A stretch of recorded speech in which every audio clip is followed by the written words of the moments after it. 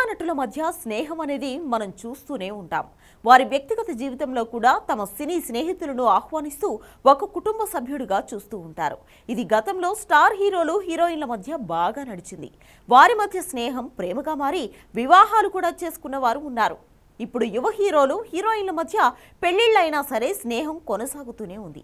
తాజాగా కీర్తి సురేష్ వీడియోలో చెప్పిన మాటలైతే ఫ్యాన్స్ కి బాగా నచ్చాయి. హీరో నానితో అలాగే అతని కుటుంబంతో ఉన్న సన్నిహిత సంబంధాల గురించి ఆమె చెప్పుకొచ్చింది.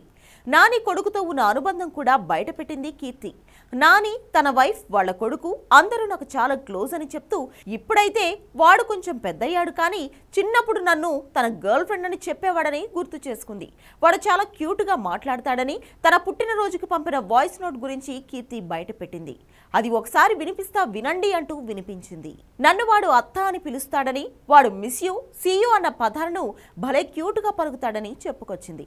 నేను ఎప్పుడైతే కాస్త డౌన్ గా ఉన్నప్పుడు ఈ వాయిస్ నోట్ వింటుంటారని ఇది సేవ్ చేసి పెట్టుకున్నానని చెప్పింది.